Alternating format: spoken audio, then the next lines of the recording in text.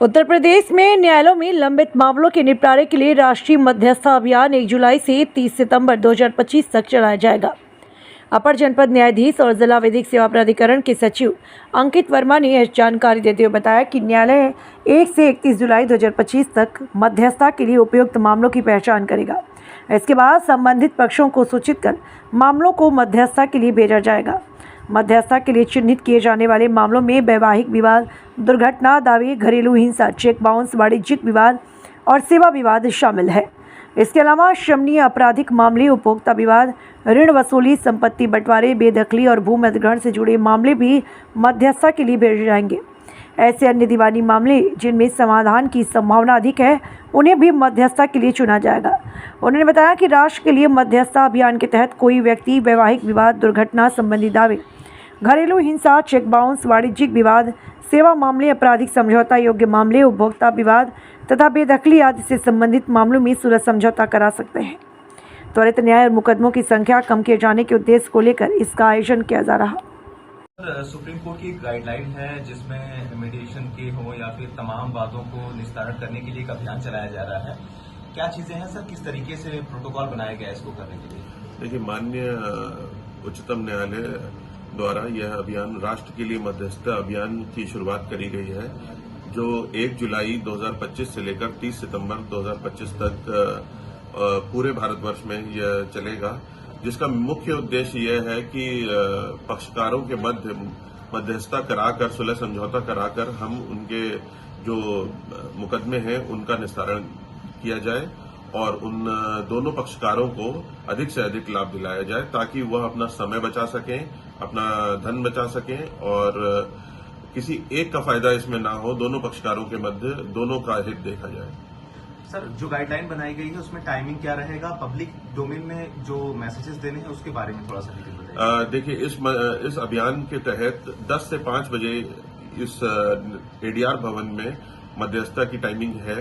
पूरे दिन मध्यस्थता होती है, जिसमें हमारे जो एडवोकेट मध्यस्थ हैं वो भी काम करते हैं, जज मीडिएटर्स हैं हमारे पास ट्रेंड, वो भी इसमें काम करते हैं। तो 10 से 5 की इसकी टाइमलाइन है और जो फाइलें हमारे पास कोर्टों से आ रही हैं उनको हम यहाँ पे पर डे उनकी सुनवाई कर रहे हैं, पार्टियों को यहाँ पर बुलवा रहे हैं, उनके बीच में बातचीत करवा रहे हैं। क्राइटेरिया क्या होगी सर इसमें? केसों की किस तरह से निस्तारण और किस तरह केस निस्तारण किया जाएगा? इसमें जैसे पारिवारिक मामले हैं वो हो गए, वैवाहिक मामले हो गए, मोटर एक्सीडेंटल क्लेम के मामले हो गए और जितना सिविल प्रकार के मामले हैं, इनफैक्ट जितने भी आपराधिक मामले हैं, लड़ाई झगड़ों के मामले हैं, जिनमें जरा सी भी उम्मीद है कि अगर पक्षकारों के मध्य थोड़ा बहुत भी समझौता और सुलह समझौता कराया जा सके, उनको हम यहाँ पर कोशिश कर रहे हैं कि आपस में बात कराकर यही एडीआर भवन से ही हम उन्हें मुकदमा उनका जो है निस्तारण करके वापस भेज रहे हैं।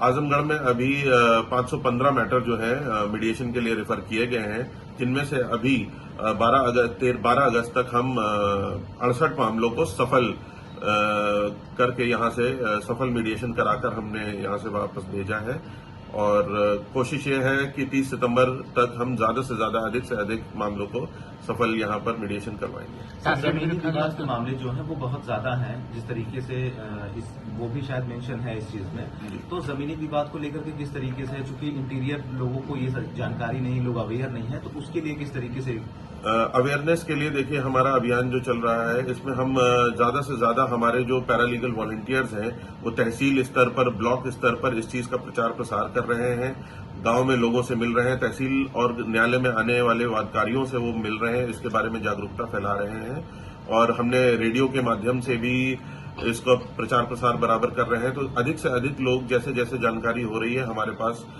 एप्लीकेशन के माध्यम से स्वयं आ रहे हैं कि हमारा मध्यस्थता के माध्यम से हमें लाभ दिया जाए।